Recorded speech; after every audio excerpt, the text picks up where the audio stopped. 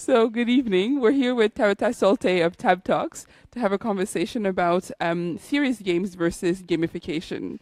So, perhaps you can start by telling us about Tab Talks and how it came about. Okay, so I used to work for the government in public policy, and I kind of came to the realization that the processes that we use to engage people in consultations were broken. Mm.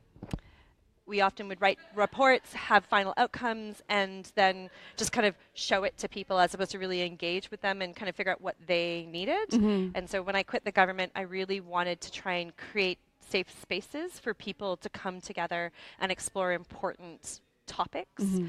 especially around things like safety and security. And the specific way that I do it is by custom designing games, board games or card games, not digital games, because I want people to remember how to talk to each other and how to have real meaningful interactions. Mm-hmm. Your website talks a lot about listening to each other and the importance of that. Absolutely. I think for me, we have forgotten the art of conversing. You know, you go to a restaurant or a bar and people are on their cell phones, Mm-hmm. and we're always checking what's going on as opposed to just engaging, looking someone in the eye and saying, how are you doing today? Mm-hmm. And if we maybe kind of brought the humanity back into the conversation and we listened to what was really going on, we could be better placed to solve some of the really complex problems that we face. Mm-hmm. So, could you tell us about the difference between gamification and serious and serious games? Gamification is a term that is really sexy. Mm-hmm. Everybody wants to say we gamified this, we gamified that. But the literature suggests that there is a very important distinction between the two. So gamification is simply the application of game mechanics to a process where I want to decide how I want you to act. Mm-hmm. Okay, and I'll get back into that. Whereas serious games are a game where the outcome is something other than just fun. So my games, the outcomes are fun. I want people to laugh. I want people to have fun. But I also want them to learn something and or engage with content that they don't traditionally come into contact with because they're just uncomfortable with it. So I don't presuppose the outcome. I can't predict exactly how the conversation will go. Mm-hmm. What happens in that conversation is often very emergent, but it's what the people needed to have a conversation and listen about. Whereas with gamification, I have to dictate the outcome. I want you to do a very specific thing, and I'm going to gamify it. I'm going to give you rewards if you act the way I want you to do.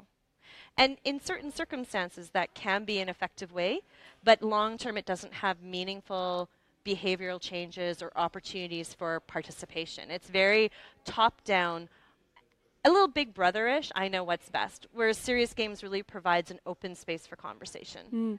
And can you share a few examples about the context in which you've used serious games?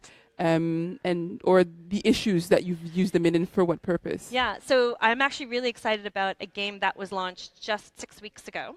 And it's on destigmatizing mental health and trying to get people to have honest conversations about mental health triggers in a workplace. So this is something that people don't want to talk about, and yet it's really important. And so by telling people, if you play this game, you can win the game, but the only way to win is to have real conversations. And what we're finding is, and it's been played by probably 300-400 people in just 6 weeks, people start to share their lived experience. They start to be very open with a group of strangers about what's happened to them in their lives, and it becomes a really powerful empathy tool. The one that I was demonstrating here today is all about community resilience. So this one's really about bringing people together, multi-stakeholders, to try and identify what would work for a specific community to build resilience before a disaster. The paradigm there is that often first responders think that they know best, and yet citizens often really understand their community so much better than first responders that are coming in after disaster.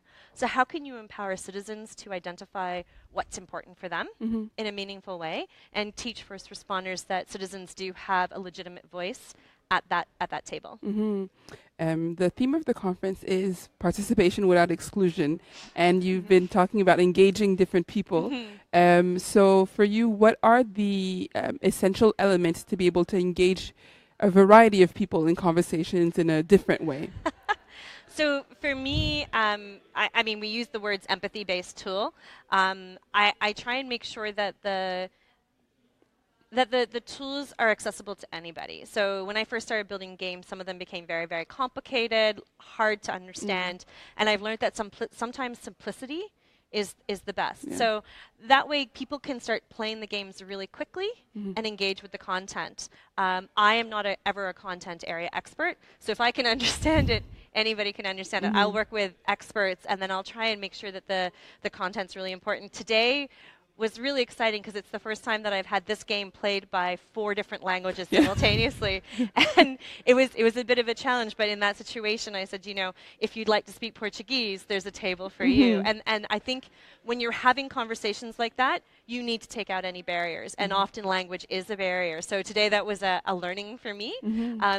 We've had sort of recently we've had a blind person play one of my games, and so what we do is we pair them with someone who has sight, and they play together as one character, and so the sighted person will read the content, because I don't have the facilities to make them braille yet. So we try and slow down the process and try and figure out like what each of the players needs, because it really has to be player driven.